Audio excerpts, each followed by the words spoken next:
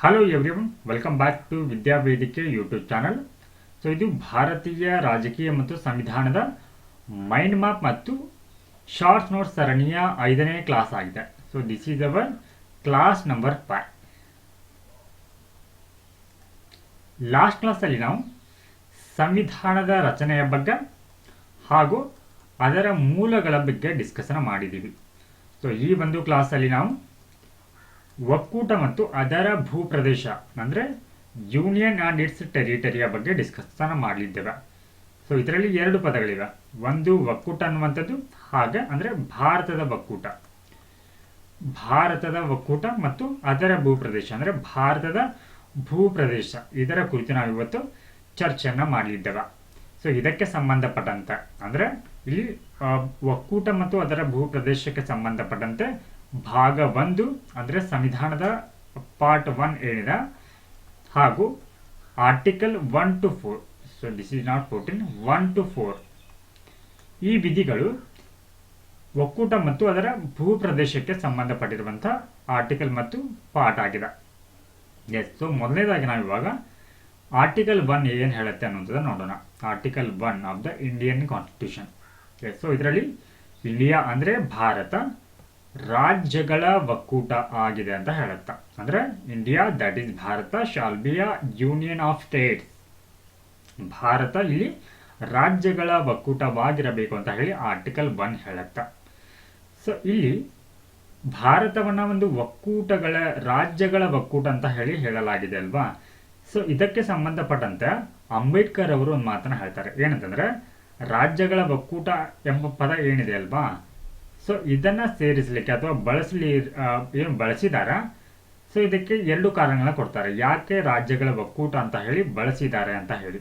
S, so ಮೊದಲನೇ ಕಾರಣ ಏನಂತಂದ್ರ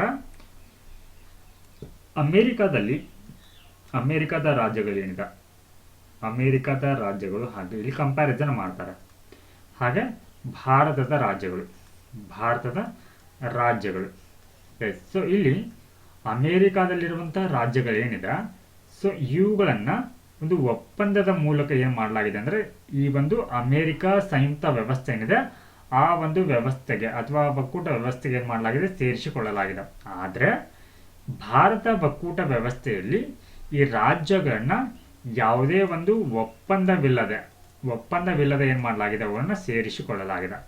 so ಹೀಗಾಗಿ ಈ ಒಂದು ರಾಜ್ಯಗಳಿಗೆ ಅಂದ್ರೆ ಭಾರತದ ರಾಜ್ಯಗಳಿಗೆ ಈ ಒಂದು ಭಾರತ ಒಕ್ಕೂಟ ವ್ಯವಸ್ಥೆಯಿಂದ ಸಿಡಿದು ಹೋಗುವಂತ ಹಕ್ಕನ್ನ ಹೊಂದಿರುವುದಿಲ್ಲ. ಸೊ ಹೀಗಾಗಿ ಭಾರತದ ಈ ಒಂದು ಒಟ್ಟಾರೆ ರಾಜ್ಯಗಳನ್ನ ಒಳಗೊಂಡಂತ ಈ ಒಂದು ಸಂಯುಕ್ತ ವ್ಯವಸ್ಥೆ ಏನಿದೆ ಇದನ್ನ ನಾಶ ಮಾಡಲಿಕ್ಕೆ ಸಾಧ್ಯ ಆಗೋದಿಲ್ಲ. ಸೊ ಹೀಗಾಗಿ ಇದಕ್ಕೆ ಒಕ್ಕೂಟ ವ್ಯವಸ್ಥೆ ಅಂತ ಹೇಳಿ ಕರೆಯಲಾಗಿದೆ. ಸೊ ನಂತರದಲ್ಲಿ ಭೂ ಪ್ರದೇಶಗಳ ವಶಪಡಿಸಿಕೊಳ್ಳುವಿಕೆ.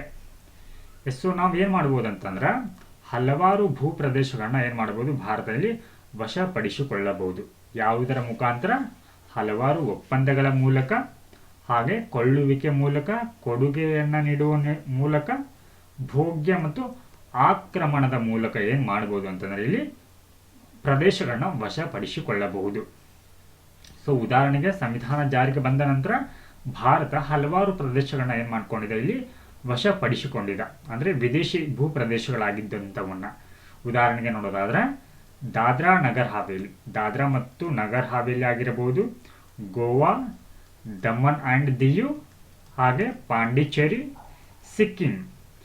ಸಿಕ್ಕಿಂ ಅನ್ನ ವಶಪಡಿಸಿಕೊಂಡಿದೆ. ಎಸ್, ಸೊ ಇಲ್ಲಿ ಮೇಲೆ ಹೇಳಿದ್ದೆ ನಾನು ಎರಡು ಪ್ರತ್ಯೇಕ ಪದಗಳಿದೆ ಅಂತ ಹೇಳಿ, ಒಂದು ಭಾರತದ ಒಕ್ಕೂಟ ಮತ್ತು ಇಲ್ಲಿ ಭಾರತದ ಭೂಪ್ರದೇಶ ಅಂತ ಹೇಳಿ. ಸೊ ಇಲ್ಲಿ ಎರಡೂ ಪ್ರದೇಶಗಳು ಏನಂತಂದ್ರೆ ಬೇರೆ ಬೇರೆ ಅರ್ಥವನ್ನ ನೀಡುತ್ತೆ ಇಲ್ಲಿ ಅದರ ಭೂಪ್ರದೇಶ ಅಂತಂದ್ರ.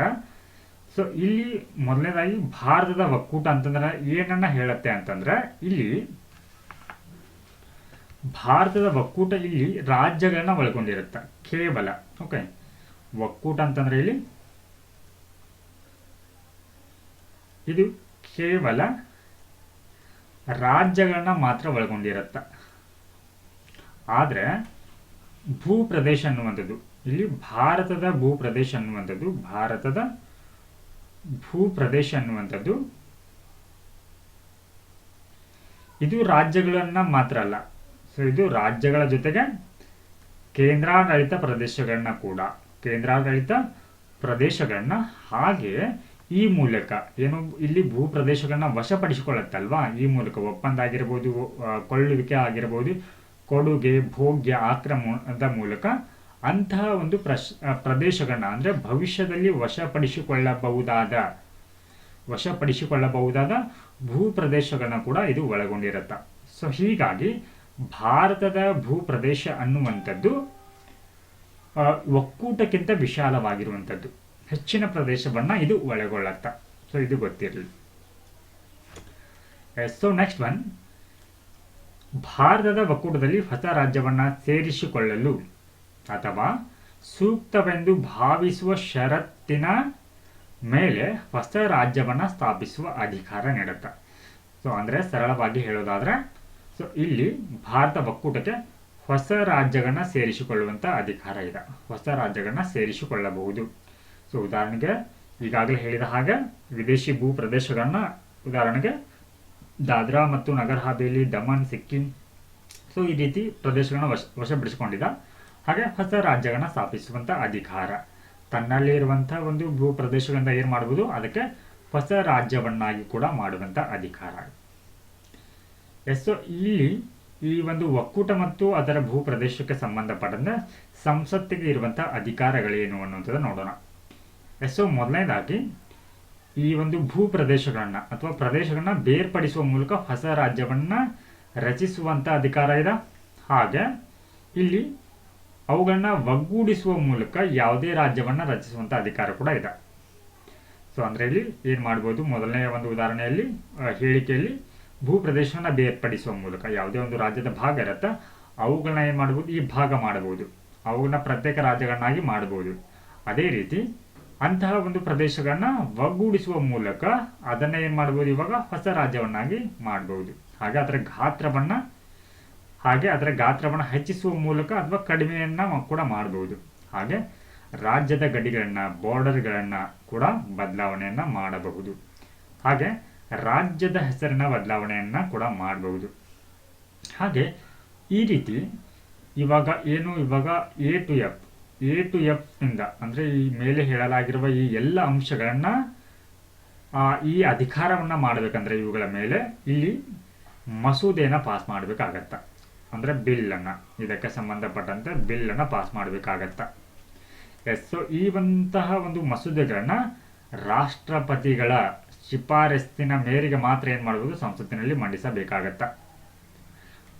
ಸೊ ಈ ರೀತಿ ಸಲ್ಲಿಸಲಾಗಿರುವಂತಹ ಮಸೂದೆ ಏನಿರುತ್ತೆ, ಇದಕ್ಕೆ ಒಪ್ಪಿಗೆಯನ್ನ ಕೊಡುವ ಮೊದಲು ರಾಷ್ಟ್ರಪತಿಗಳು ಏನು ಮಾಡ್ತಾರೆ ಅಂತಂದ್ರೆ, ಈ ಸಂಬಂಧಪಟ್ಟಂತ ರಾಜ್ಯಗಳು, ಫಾರ್ ಎಕ್ಸಾಂಪಲ್ ಇವಾಗ ಯಾವುದೇ ಒಂದು ರಾಜ್ಯದ ಹೆಸರನ್ನ ಬದಲಾವಣೆ ಮಾಡಬೇಕಾಗಿರುತ್ತೆ, ಆ ಬದಲಾವಣೆಗೊಳ್ಳಬೇಕಾಗಿರುವಂತಹ ರಾಜ್ಯಗಳಿಗೆ ಏನ್ ಮಾಡ್ತಾರೆ ಅಂತಂದ್ರೆ, ಇಂತಹ ಒಂದು ಮಸೂದೆಯನ್ನ ಅದರಲ್ಲಿ ಅವರ ಸಲಹೆಗೆ ಏನಾದರೂ ತಗೊಳ್ಬಹುದಾ ಅನ್ನೋದಕ್ಕೆ ಸಂಬಂಧಪಟ್ಟಂತೆ ಏನ್ ಮಾಡ್ತಾರೆ, ರಾಷ್ಟ್ರಪತಿಗಳು ಅವರಿಗೆ ಈ ಒಂದು ಮಸೂದೆಯನ್ನ ಕಳಿಸ್ತಾರೆ.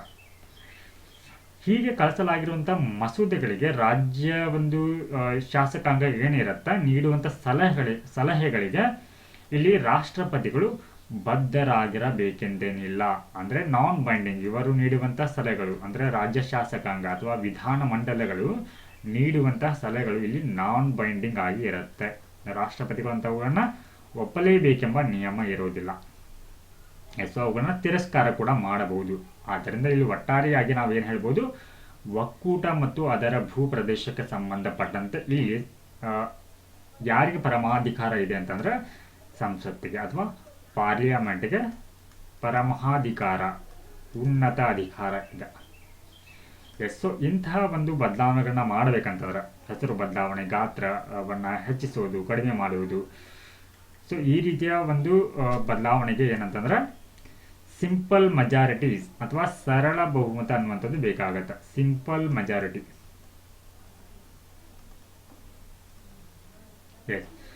So next one very important points ಏನಂತಂದ್ರೆ, ಭಾರತ ನಾಶಗೊಳಿಸಬಹುದಾದ ರಾಜ್ಯಗಳ ನಾಶಗೊಳಿಸಲಾರದ ಒಕ್ಕೂಟ.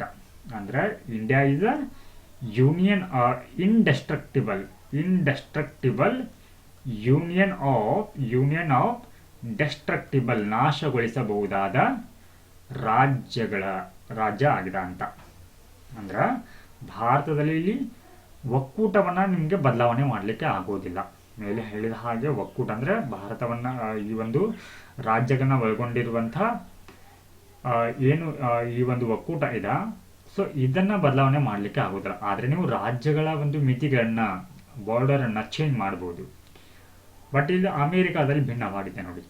ಅಮೆರಿಕ ಯಾವ ರೀತಿ ಇದೆ, ನಾಶಗೊಳಿಸಲಾರದ ಒಕ್ಕೂಟವಾಗಿ ಇಟ್ಕೊಂಡದು ನಾಶಗೊಳಿಸಲಾರದ ರಾಜ್ಯಗಳನ್ನ ಒಳಗೊಂಡಿದೆ.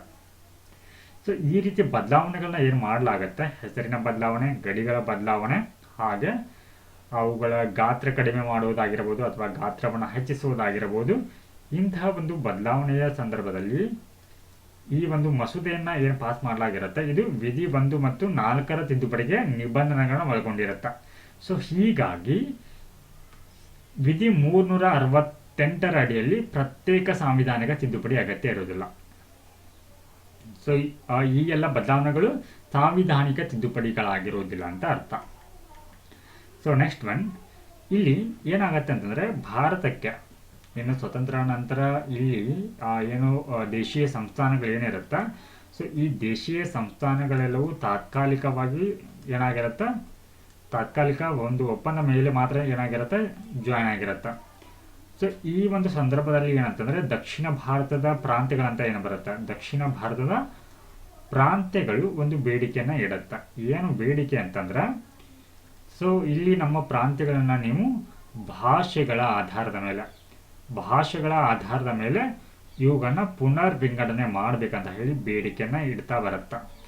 ಸೊ ಇದರ ಫಲವಾಗಿ ಈ ಒಂದು ಬೇಡಿಕೆಗೆ ಸ್ಪಂದಿಸಿ ಏನ್ ಮಾಡುತ್ತೆ ಅಂದ್ರೆ ರಾಜ್ಯ ಸರ್ಕಾರಗಳು ಏನ್ ಮಾಡುತ್ತೆ, ಅವಾಗ ಕೇಂದ್ರ ಸರ್ಕಾರ ಹಲವಾರು ಆಯೋಗಗಳನ್ನ ಸ್ಥಾಪನೆ ಮಾಡುತ್ತೆ. ಸೊ ಅವುಗಳಲ್ಲಿ ಧಾರ ಆಯೋಗ ಕೂಡ ಒಂದು, ಅದರ ಬಗ್ಗೆ ಕೂಡ ನಾವು ಮುಂದೆ ವಿವರವಾಗಿ ತಿಳಿಯಲಿದ್ದೇವೆ. ಎಷ್ಟು ಈ ರೀತಿ ಭಾಷಾವಾರು ರಾಜ್ಯವಾಗಿ ಆಂಧ್ರ ಪ್ರದೇಶ ಏನಾಗುತ್ತೆ 1953ರಲ್ಲಿ ಫಾರ್ಮ್ ಆಗುತ್ತೆ. ಭಾಷೆಯನ್ನ ಆಧಾರವಾಗಿ ಇಟ್ಕೊಂಡು ಇದು ಫಾರ್ಮ್ ಆಗುತ್ತೆ. ಎಷ್ಟು ನಂತರದಲ್ಲಿ ರಾಜ್ಯಗಳ ಪುನರ್ ವಿಂಗಡಣಾ ಕಾಯ್ದೆನ ಜಾರಿಗೆ ತರಲಾಗುತ್ತೆ. ಇದು 1956ರಲ್ಲಿ. ಎಷ್ಟು ಈ ಮೂಲಕ ಕೇರಳ ರಾಜ್ಯ ಉದಯ ಆಗತ್ತೆ. ಸೊ ಈ ಕೇರಳ ಅನ್ನುವಂಥದ್ದು 3 ರಾಜ್ಯಗಳನ್ನ ಒಗ್ಗೂಡಿಸುವ ಮೂಲಕ ಅಥವಾ ವಿಲೀನಗೊಳಿಸುವ ಮೂಲಕ ಫಾರ್ಮ್ ಮಾಡಲಾಗತ್ತೆ. ಅದರಲ್ಲಿ ತಿರುವಾಂಕೂರು, ಮಲಬಾರ್ ಹಾಗೆ ದಕ್ಷಿಣ ಕೆನರಾದ ಕಾಸರಗೋಡು ಈ 3 ಪ್ರದೇಶಗಳನ್ನ ಒಟ್ಟುಗೂಡಿಸಿ ಏನು ಮಾಡಲಾಗತ್ತೆ, ಕೇರಳ ರಾಜ್ಯವನ್ನ ಫಾರ್ಮ್ ಮಾಡಲಾಗತ್ತೆ. ಸೊ ನೆಕ್ಸ್ಟ್ ಒಂದು ಅಸ್ತಿತ್ವಕ್ಕೆ ಬಂದ ಇತರ ರಾಜ್ಯಗಳು, ಅದರ ಜೊತೆಗೆ ಆಂಧ್ರ ಪ್ರದೇಶ, ಮಧ್ಯಪ್ರದೇಶ, ಪಂಜಾಬ್, ರಾಜಸ್ಥಾನ ಕೂಡ ಏನು ಅಸ್ತಿತ್ವಕ್ಕೆ ಬರುತ್ತಾ. ಸೊ ತೀರಾ ಇತ್ತೀಚೆಗೆ ಆಗಿರುವಂತಹ ಬದಲಾವಣೆ ಏನಂತಂದ್ರೆ ಇದು 2020ರಲ್ಲಿ ಆಗಿರುವಂಥದ್ದು. ಸೊ ಇಲ್ಲಿ ದಾದ್ರಾ ಮತ್ತು ನಗರ್ ಹವೇಲಿ ಏನಿದೆ, ಹಾಗೆ ಇನ್ನೊಂದು ದಮನ್ ಮತ್ತು ದಿವಿ, ಈ ಎರಡೂ ಕೂಡ ಈ ಹಿಂದೆ ಪ್ರತ್ಯೇಕವಾಗಿರುವಂತಹ ಯೂನಿಯನ್ ಟೆರಿಟರಿ ಅಥವಾ ಕೇಂದ್ರಾಡಳಿತ ಪ್ರದೇಶವಾಗಿದ್ದವು. ಇದು ಕೂಡ ಪ್ರತ್ಯೇಕ ಯೂನಿಯನ್ ಟೆರಿಟರಿ ಆಗಿತ್ತು. ಸೊ ಈ ಎರಡನ್ನ ಕೂಡ ಇವಾಗ ಮರ್ಜ್ ಮಾಡಿ ಒಂದೇ ಕೇಂದ್ರಾಡಳಿತ ಪ್ರದೇಶವಾಗಿ ರಚನೆಯನ್ನು ಮಾಡಿದ್ದಾರೆ. ಸೊ ಅದೇ ರೀತಿ 2014ರಲ್ಲಿ ಏನಾಗುತ್ತೆ ಅಂತಂದ್ರೆ ಒಂದು ಆಂಧ್ರ ಪ್ರದೇಶ ಅಂದ್ರೆ ಅಖಂಡಾಂಧ್ರ ಏನಿತ್ತು, ಅಖಂಡಾಂಧ್ರ, ಸೊ ಇಲ್ಲಿ ಆಂಧ್ರ ರಾಜ್ಯ ಕಾಯ್ದೆ ಮೂಲಕ ಇಲ್ಲಿ ಏನ್ ಮಾಡಲಾಗತ್ತೆ, ಆಂಧ್ರ ಪ್ರದೇಶದಿಂದ ತೆಲಂಗಾಣ ಅನ್ನುವಂತ ಒಂದು ಹೊಸ ರಾಜ್ಯ ರೂಪುಗೊಳ್ಳುತ್ತೆ. ಸೊ ನೆಕ್ಸ್ಟ್ ಒನ್, ಮೊದಲ ಬಾರಿಗೆ ಆಗತ್ತೆ ಇವಾಗ ನಾವು ಮೇಲೆ ಡಿಸ್ಕಸ್ ಮಾಡಿದೀವಿ ಏನಂತಂದ್ರೆ ರಾಜ್ಯಗಳ ಹೆಸರುಗಳನ್ನ ಬದಲಾವಣೆಯನ್ನ ಮಾಡುವಂತ ಅಧಿಕಾರ ಸಂಸತ್ತಿಗೆ ಇದೆ ಅಂತ. ಸೊ ಈ ರೀತಿಯಾಗಿ ಹೆಸರು ಬದಲಾವಣೆಗೊಂಡಂತ ಮೊದಲ ಒಂದು ರಾಜ್ಯ ಯಾವ್ದಾಗಿತ್ತಂದ್ರೆ ಅದು ಯುನೈಟೆಡ್ ಪ್ರಾಂತ್ಯ ಅಂತ ಇರುವಂತ ಹೆಸರನ್ನ ಉತ್ತರ ಪ್ರದೇಶ ಅಂತ ಹೇಳಿ ಬದಲಾವಣೆ ಮಾಡಲಾಗುತ್ತೆ. ಸೊ ಪ್ರಸ್ತುತ ನಾವು ಇವಾಗ ಉತ್ತರ ಪ್ರದೇಶ ಅಂತ ಏನ್ ಕರಿತೀವಿ ಅದರ ಹಿಂದಿನ ಹೆಸರು ಏನಾಗಿತ್ತು, ಯುನೈಟೆಡ್ ಪ್ರಾವಿನ್ಸ್ ಅಥವಾ ಯುನೈಟೆಡ್ ಪ್ರಾಂತ್ಯ ಅನ್ನುವಂಥದ್ದು ಆಗಿತ್ತು. ಸೊ ಅದೇ ರೀತಿ ಕೂಡ 1973ರಲ್ಲಿ ಕೂಡ ಅದೇ ರೀತಿ ಬದಲಾವಣೆ ನಮ್ಮ ಏನಿವಾಗ ನಾವು ಕರ್ನಾಟಕ ರಾಜ್ಯ ಆಗಿತ್ತು ಅದು ಮೈಸೂರು ರಾಜ್ಯ ಆಗಿತ್ತಲ್ವಾ. ಸೊ ಅವಾಗ ಕೂಡ ಕರ್ನಾಟಕ ಅಂತ ಬದಲಾವಣೆ ಆಗತ್ತೆ. ಸೊ ಈ ರೀತಿ ಹಲವಾರು ಬದಲಾವಣೆಗಳಾಗ್ತಾ ಬರುತ್ತೆ. ಅದೇ ರೀತಿ ಮದ್ರಾಸ್ ಅಂತ ಇತ್ತು, ಅದು ಕೂಡ ಮದ್ರಾಸ್ ಹೋಗಿ ಇವಾಗ ತಮಿಳುನಾಡು ಆಗಿದೆ, ತಮಿಳುನಾಡು. ಸೊ ಈ ರೀತಿ ಹೆಸರಿನ ಬದಲಾವಣೆ ಆಗ್ತಾ ಬರುತ್ತೆ. ಸೊ ತೀರಾ ಇತ್ತೀಚೆಗೆ ಆಗಿರುವಂಥ ಬದಲಾವಣೆ ಏನಂತಂದ್ರೆ 2011ರಲ್ಲಿ ಅದು ಒರಿಸ್ಸಾ ಅನ್ನುವಂಥದ್ದು ಇವಾಗ ಪ್ರಸ್ತುತ ನಾವು ಅದಕ್ಕೆ ಒಡಿಶಾ ಅಂತ ಕರಿತೀವಿ. ಇಲ್ಲಿ ಕೂಡ ಹೆಸರಿನ ಬದಲಾವಣೆ ಆಗತ್ತಾ. ಸೊ ನೆಕ್ಸ್ಟ್ 2019ರಲ್ಲಿ ಏನಾಗತ್ತಾ, ಸೊ ಇಲ್ಲಿ ಜಮ್ಮು ಕಾಶ್ಮೀರ, ಸೊ ಇದು ಒಂದು ರಾಜ್ಯ ಆಗಿತ್ತು. ಸೊ ಈ ಒಂದು ರಾಜ್ಯವನ್ನ 2 ಕೇಂದ್ರಾಡಳಿತ ಪ್ರದೇಶವಾಗಿ ಬದಲಾವಣೆ ಮಾಡಲಾಗತ್ತೆ. ಸೊ ಮೊದಲನೇ ಒಂದು ಕೇಂದ್ರಾಡಳಿತ ಪ್ರದೇಶ ಜಮ್ಮು ಮತ್ತು ಕಾಶ್ಮೀರ, ಎರಡನೇದಾಗಿ ಲಡಾಖ್. ಸೊ ಇವೆರಡನ್ನು ಕೂಡ ಪ್ರತ್ಯೇಕ ಕೇಂದ್ರಾಡಳಿತ ಪ್ರದೇಶವಾಗಿ ರಚಿಸಲಾಗತ್ತ. ಸೊ ನೆಕ್ಸ್ಟ್ 1956ರ ನಂತರ ರಚಿಸಲಾದ ರಾಜ್ಯಗಳು ಮತ್ತು ಕೇಂದ್ರಾಡಳಿತ ಪ್ರದೇಶಗಳು. ಕೇಂದ್ರಾಡಳಿತ ಪ್ರದೇಶಗಳ ಬಗ್ಗೆ ನೋಡೋಣ. ಸೊ ಮೊದಲನೇದಾಗಿ ಮಹಾರಾಷ್ಟ್ರ ಮತ್ತು ಗುಜರಾತ 1960ರಲ್ಲಿ ಅಸ್ತಿತ್ವಕ್ಕೆ ಬರುತ್ತಾ. ದಾದ್ರಾ ಮತ್ತು ನಗರ್ ಹವೇಲಿ ಇದು ಕೇಂದ್ರಾಡಳಿತ ಪ್ರದೇಶವಾಗಿ 1961ರಲ್ಲಿ ಜಾರಿಗೆ ಬರುತ್ತಾ. ಹಾಗೆ ಗೋವಾ ಮತ್ತು ದಮನ್ ಅಂಡ್ ದಿಯು, ಸೊ ಇವೆರಡೂ ಕೂಡ ಇಲ್ಲಿ ಕೇಂದ್ರಾಡಳಿತ ಪ್ರದೇಶವಾಗಿ 1967ರಲ್ಲಿ ಪೊಲೀಸ್ ಕಾರ್ಯಾಚರಣೆಯ ಮೂಲಕ ಏನ್ ಮಾಡಲಾಗುತ್ತೆ, ಇವುಗಳನ್ನ ಫಾರ್ಮ್ ಮಾಡಲಾಗುತ್ತೆ. ಸೊ ನಂತರದಲ್ಲಿ ಪುದುಚೇರಿಯನ್ನ 1962ರಲ್ಲಿ ಕೇಂದ್ರಾಡಳಿತ ಪ್ರದೇಶವಾಗಿ, ಹಾಗೆ ನಾಗಾಲ್ಯಾಂಡ್ನ ಇಲ್ಲಿ ಅಸ್ಸಾಂನಿಂದ 1963ರಲ್ಲಿ ಪ್ರತ್ಯೇಕಿಸಿ ಹೊಸ ರಾಜ್ಯ ನಾಗಾಲ್ಯಾಂಡ್ ಅನ್ನು ಫಾರ್ಮ್ ಮಾಡಲಾಗತ್ತ. ಸೊ ನಂತರದಲ್ಲಿ 1966ರಲ್ಲಿ ಹರಿಯಾಣ, ಚಂಡೀಗಢ, ಹಿಮಾಚಲ ಪ್ರದೇಶವನ್ನಾಗಿ ಫಾರ್ಮ್ ಮಾಡಲಾಗತ್ತ. ಹಾಗೆ 1977ರಲ್ಲಿ ಮಣಿಪುರ, ತ್ರಿಪುರ ಮತ್ತು ಮೇಘಾಲಯ 3 ರಾಜ್ಯಗಳನ್ನ. ಹಾಗೆ ಇಲ್ಲಿ ನೋಡಿ ಸಿಕ್ಕಿಂ ಈ ಒಂದು ಭಾಗ ಏನಿದೆ ಇದು ವಿದೇಶಿ ಭೂ ಪ್ರದೇಶವಾಗಿತ್ತು, ವಿದೇಶಿ ಭೂ ಪ್ರದೇಶ. ಸೊ ಈ ಕಾರಣಕ್ಕಾಗಿ ಸಾಂವಿಧಾನಿಕ ತಿದ್ದುಪಡಿಯ ಮೂಲಕ ಅಂದ್ರೆ 1974ರಲ್ಲಿ 36ನೇ ಒಂದು ಸಾಂವಿಧಾನಿಕ ತಿದ್ದುಪಡಿಯ ಮೂಲಕ ಏನ್ ಮಾಡಲಾಗತ್ತೆ, ಇದನ್ನ ಭಾರತಕ್ಕೆ ಸೇರಿಸಿಕೊಂಡು ಇದಕ್ಕೆ ರಾಜ್ಯದ ಸ್ಥಾನಮಾನ ನೀಡಲಾಗತ್ತೆ. ಹಾಗೆ ಮಿಜೋರಾಂ, ಅರುಣಾಚಲ ಪ್ರದೇಶ್ ಹಾಗೆ ಗೋವಾ ಈ ಹಿಂದೆ ಯೂನಿಯನ್ ಟೆರಿಟರಿ ಆಗಿತ್ತು. ಅದನ್ನ 1967ರಲ್ಲಿ ಏನ್ ಮಾಡಲಾಗತ್ತೆ, ಇಲ್ಲಿ ಏನೋ ಯೂನಿಯನ್ ಟೆರಿಟರಿ ಆಗಿರುವಂಥದ್ದನ್ನು ಇವಾಗ ರಾಜ್ಯದ ಸ್ಥಾನಮಾನ ನೀಡಲಾಗತ್ತೆ 1987ರಲ್ಲಿ.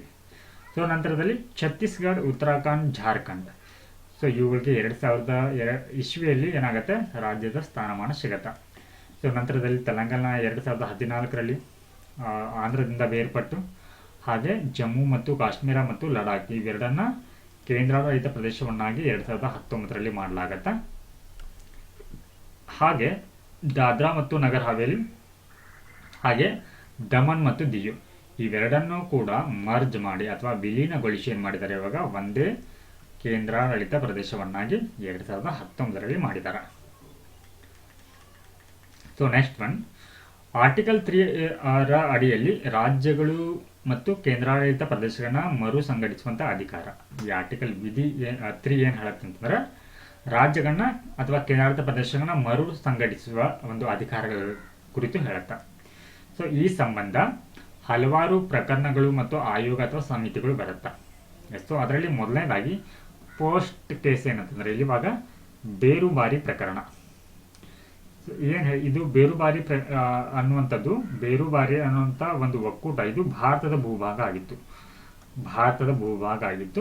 ಈ ಭಾರತದ ಈ ಒಂದು ಪ್ರದೇಶವನ್ನ ಪಾಕಿಸ್ತಾನಕ್ಕೆ ಬಿಟ್ಕೊಡ್ಬೇಕಂತ ಹೇಳಿ ಆಗಿನ ಕೇಂದ್ರ ಸರ್ಕಾರ ಏನ್ ಮಾಡುತ್ತೆ, ನಿರ್ಧಾರ ಮಾಡುತ್ತೆ, ಕೇಂದ್ರ ಸರ್ಕಾರ. ಸೊ ಈ ಒಂದು ಸಂದರ್ಭದಲ್ಲಿ ಏನು ಒಂದು ಡಿಸ್ಕಸ್ ಬರುತ್ತೆ ಅಂತಂದ್ರೆ, ಏನು ಚರ್ಚೆಗೆ ಬರುತ್ತೆ ಅಂತಂದ್ರೆ, ಏನ್ ಇವಾಗ ಸಂಸತ್ತಿಗೆ ಯಾವ ಅಧಿಕಾರ ಇದೆ, ರಾಜ್ಯಗಳನ್ನ ಅಥವಾ ಅದರ ಮಿತಿಗಳನ್ನ ಅಥವಾ ಅದರ ಗಡಿಗಳನ್ನ ಬದಲಾಯಿಸುವಂತ ಅಧಿಕಾರ ಏನಿದೆ, ಸೊ ಈ ಒಂದು ಅಧಿಕಾರ ತನ್ನ ಭೂಪ್ರದೇಶಗಳನ್ನ ಬೇರೆ ದೇಶಗಳಿಗೆ ವರ್ಗಾಯಿಸುವ ಅಧಿಕಾರಗಳನ್ನ ಕೂಡ ಒಳಗೊಂಡಿದೆ ಅನ್ನುವಂತ ಒಂದು ಚರ್ಚೆ ಬರುತ್ತೆ. ಇಂತಹ ಒಂದು ನಿರ್ಧಾರವನ್ನ ಏನ್ ಮಾಡ್ತಾರೆ ಅಂತಂದ್ರೆ ಆಗಿನ ರಾಷ್ಟ್ರಪತಿಗಳು ಏನ್ ಮಾಡ್ತಾರೆ, ಸುಪ್ರೀಂ ಕೋರ್ಟ್ಗೆ ಈ ಒಂದು ಮಾತನ್ನ ಕೇಳ್ತಾರೆ, ಸಲಹೆನ ಕೇಳ್ತಾರೆ. ಬಟ್ ಅಲ್ಲಿ ಹೇಳುವಂತದ್ದು ಏನಂತಂದ್ರೆ ಸುಪ್ರೀಂ ಕೋರ್ಟ್ ಏನ್ ಹೇಳುತ್ತೆ, ಇಲ್ಲಿ ಈ ರೀತಿ ಒಂದು ಅಧಿಕಾರ ಇಲ್ಲಿ ಕೇಂದ್ರ ಸರ್ಕಾರಕ್ಕೆ ಇರೋದಿಲ್ಲ ಅಂತ ಹೇಳಿ. ಸೊ ಹೀಗಾಗಿ ಏನ್ ಮಾಡತ್ತ, ಕೇಂದ್ರ ಸರ್ಕಾರ ಅವಾಗ ಒಂದು ಸಾಂವಿಧಾನಿಕ ತಿದ್ದುಪಡಿಯನ್ನ ಮಾಡತ್ತ. ಸೊ ಅದುವೇ ಏನಂತಂದ್ರೆ 9ನೇ ಸಾಂವಿಧಾನಿಕ ತಿದ್ದುಪಡಿ, ಸೊ 1960. ಸೊ ಈ ಮೂಲಕ ಏನ್ ಮಾಡಲಾಗತ್ತೆ, ಈ ಬೇರುಬಾರಿ ಒಕ್ಕೂಟ ಏನಿದೆ ಇದನ್ನ ಪಾಕಿಸ್ತಾನಕ್ಕೆ ವರ್ಗಾವಣೆಯನ್ನ ಮಾಡಲಾಗತ್ತ. ಸೊ ನೆಕ್ಸ್ಟ್ ಅದೇ ರೀತಿ ಭಾರತದ ಭೂ ಪ್ರದೇಶಗಳು ಕೂಡ ಬೇರೆ ಒಂದು ದೇಶಕ್ಕೆ ವರ್ಗಾವಣೆ ಆಗತ್ತ. ಸೊ ಅದರಲ್ಲಿ 100ನೇ ಸಾಂವಿಧಾನಿಕ ತಿದ್ದುಪಡಿ 2015ರಲ್ಲಿ ಸೊ ಈ ಒಂದು ಕಾಯ್ದೆನ ಏನಕ್ಕೆ ಜಾರಿಗೆ ತರಲಾಗತ್ತೆ ಅಂತಂದ್ರೆ ಸೊ ಇದು ಭಾರತ ಮತ್ತು ಬಾಂಗ್ಲಾದೇಶದ ನಡುವೆ ಏನಿರುತ್ತೆ ಅಂದ್ರೆ ಒಂದಿಷ್ಟು ಗಡಿ ವಿವಾದಗಳಿರುತ್ತೆ, ಅವುಗಳನ್ನ ಶಾಂತಿಯ ಮುಖಾಂತರ ಬಗೆಹರಿಸಿಕೊಳ್ಳುವಂತ ನಿಟ್ಟಿನಲ್ಲಿ ಈ ಕಾಯ್ದೆನ ಜಾರಿಗೆ ತರಲಾಗತ್ತೆ. ಅಂದ್ರೆ ಈ ಒಂದು ಕಾಯ್ದೆ ಮೂಲಕ ಭಾರತದ ಭೂ ಪ್ರದೇಶಗಳನ್ನ ಬಾಂಗ್ಲಾದೇಶಕ್ಕೆ ಹಾಗೆ ಬಾಂಗ್ಲಾದೇಶದ ಕೆಲವೊಂದಿಷ್ಟು ಪ್ರದೇಶಗಳನ್ನ ಭಾರತಕ್ಕೆ ಹಸ್ತಾಂತರ ವರ್ಗಾವಣೆ ಮಾಡಿಕೊಳ್ಳುತ್ತೆ ಪರಸ್ಪರ. ಸೊ ನೆಕ್ಸ್ಟ್ ಒನ್ ಧಾರ್ ಆಯೋಗ. ಸೊ ಮೇಲೆ ಹೇಳಿದ್ದೆ ನಾನು ನಿಮ್ಗೆ ಈ ಆಯೋಗವನ್ನ ಏನಕ್ಕೆ ಫಾರ್ಮ್ ಮಾಡಲಾಗತ್ತೆ ಅಂತಂದ್ರೆ ದಕ್ಷಿಣ ಒಂದು ಭಾರತದ ಪ್ರಾಂತ್ಯಗಳೇನಿರುತ್ತೆ ಸೊ ಅವುಗಳು ಭಾಷೆಗಳ ಆಧಾರದ ಮೇಲೆ ರಾಜ್ಯಗಳನ್ನ ಮರು ಸಂಘಟನೆ ಮಾಡಬೇಕಂತ ಹೇಳಿ ಇಲ್ಲಿ ಬೇಡಿಕೆಯನ್ನ ಇಡತ್ತ. ಸೊ ಈ ಬೇಡಿಕೆಗೆ ಮಣಿದಂತಹ ಸರ್ಕಾರ ಏನ್ ಮಾಡುತ್ತೆ, ಅವಾಗ ಈ ರೀತಿ ಒಂದು ರಾಜ್ಯಗಳನ್ನ ನಾವು ಭಾಷೆಗಳ ಆಧಾರದ ಮೇಲೆ ಮರು ಸಂಘಟಿಸಿದ್ರೆ ಅದರಿಂದ ಆಗುವಂತ ಸಾಧಕ ಬಾಧಕಗಳೇನು ಅನ್ನೋದನ್ನ ಪರಿಶೀಲಿಸಲಿಕ್ಕೆ ಏನ್ ಮಾಡುತ್ತಾ ಈ ಒಂದು ಆಯೋಗವನ್ನು ಫಾರ್ಮ್ ಮಾಡುತ್ತ. ಸೊ ಇಲ್ಲಿ ಭಾಷಾ ನಿಬಂಧನೆ ಆಯೋಗಗಳು ಹಲವಾರು ಆಯೋಗಗಳನ್ನು ಕೂಡ ಇಲ್ಲಿ ಸರ್ಕಾರ ಫಾರ್ಮ್ ಮಾಡುತ್ತೆ. ಅದರಲ್ಲಿ SK ದಾರ್ ಕಮಿಟಿ ಬರುತ್ತೆ ಅಥವಾ ಆಯೋಗ ಬರುತ್ತೆ. ಸೊ ಇದೇನು ರೆಕಮೆಂಡ್ ಮಾಡುತ್ತೆ ಅಥವಾ ಏನು ಶಿಫಾರಸನ ಮಾಡುತ್ತೆ ಅಂದ್ರೆ ಭಾಷೆ ಆಧರಿಸಿ ನೀವು ರಾಜ್ಯಗಳನ್ನ ಫಾರ್ಮ್ ಮಾಡಬೇಡಿ ಅಂತ ಹೇಳುತ್ತೆ. ಸೊ ಅದರ ಬದಲಿಗೆ ಆಡಳಿತದ ಅನುಕೂಲದ ದೃಷ್ಟಿಯಿಂದ ರಾಜ್ಯಗಳನ್ನ ಪುನರ್ ರಚನೆಯನ್ನ ಮಾಡಬಹುದು ಅಂತ ಹೇಳಿ ಶಿಫಾರಸನ್ನ ಮಾಡುತ್ತೆ. ಸೊ ನಿಮಗೆ ಗೊತ್ತಿರೋ ಹಾಗೆ ಏನಂತಂದ್ರೆ ಈಗಾಗಲೇ ಹೇಳಿದ್ದೀನಿ, ಭಾಷಾವಾರು ಆಧಾರದ ಮೇಲೆ ರಾಜ್ಯ ಮೊಟ್ಟ ಮೊದಲ ರಾಜ್ಯ ಫಾರ್ಮ್ ಆಗಿರುವಂಥದ್ದು ಆಂಧ್ರ ಪ್ರದೇಶ, ಇದು 1953ರಲ್ಲಿ. ಸೊ ಅದೇ ರೀತಿ JVP ಸಮಿತಿಯನ್ನು ಕೂಡ 1949ರಲ್ಲಿ ಫಾರ್ಮ್ ಮಾಡಲಾಗತ್ತೆ. ಈ ಒಂದು ಸಮಿತಿಯ ಸದಸ್ಯರು ಇಲ್ಲಿ JVP ಅಂತಂದ್ರೆ ಇಲ್ಲಿನ ಜೆ ಅಂತಂದ್ರೆ ಜವಾಹರ್ಲಾಲ್ ನೆಹರು, ಇಲ್ಲಿ ಪಿ ಅಂತಂದ್ರೆ ಫಿ ಅಂತಂದ್ರೆ ವಲ್ಲಭಭಾಯಿ ಪಟೇಲ್ ಅವರು, ಪಿ ಅಂತಂದ್ರೆ ಪಟ್ಟಾಭಿ ಸೀತಾರಾಮನ್. ಈ ಮೂವರು ಸದಸ್ಯರನ್ನ ಒಳಗೊಂಡಂತ ಸಮಿತಿ ಇದು. ಸೊ ಇದೇನ್ ಮಾಡತ್ತಾ ಭಾಷೆಗಳ ಆಧಾರದ ಮೇಲೆ ರಾಜ್ಯಗಳ ಪುನರ್ರಚಿಸುವ ಬೇಡಿಕೆಯನ್ನು ತಿರಸ್ಕಾರ ಮಾಡುತ್ತೆ. ಭಾಷೆನ ಮಾನದಂಡವಾಗಿ ಇಟ್ಕೊಳ್ಬೇಡಿ, ರಾಜ್ಯಗಳನ್ನ ಪುನರ್ರಚನೆ ಮರು ಸಂಘಟಿಸುವಂತ ಸಂದರ್ಭದಲ್ಲಿ ಅಂತ ಹೇಳತ್ತ. ಹಾಗ ಡಾಕ್ಟರ್ ಫಜಲ್ ಅಲಿ ಆಯೋಗ. ಸೊ ಇದು 3 ಸದಸ್ಯರನ್ನ ಒಳಗೊಂಡಿರುವಂತಹ ಒಂದು ಆಯೋಗ ಆಗಿತ್ತು. ಇದರಲ್ಲಿ ಫಜಲ್ ಅಲಿ ಅವರು ಹಾಗೆ KM ಪನಿಕ್ಕರ್ ಹಾಗೆ MN ಕುಂಜರು ಅವರು ಇದ್ರು.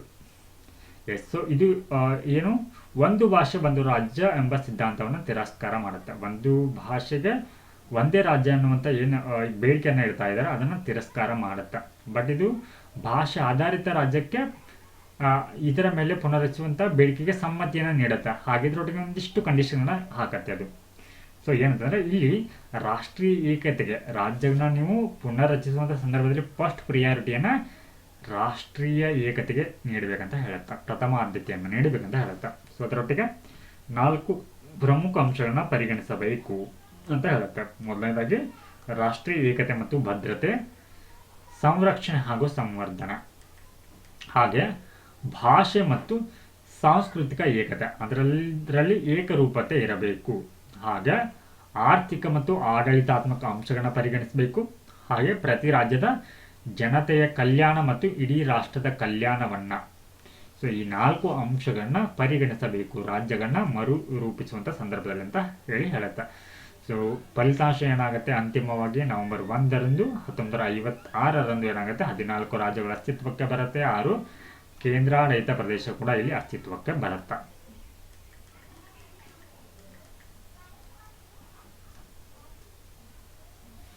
ಸೊ ನಾಳೆ ಕ್ಲಾಸಲ್ಲಿ ನಾವು ಪೌರತ್ವ ಅಥವಾ ಸಿಟಿಜನ್ಶಿಪ್ ಬಗ್ಗೆ ಡಿಸ್ಕಸ್ ಮಾಡಲಿದ್ದೇವೆ.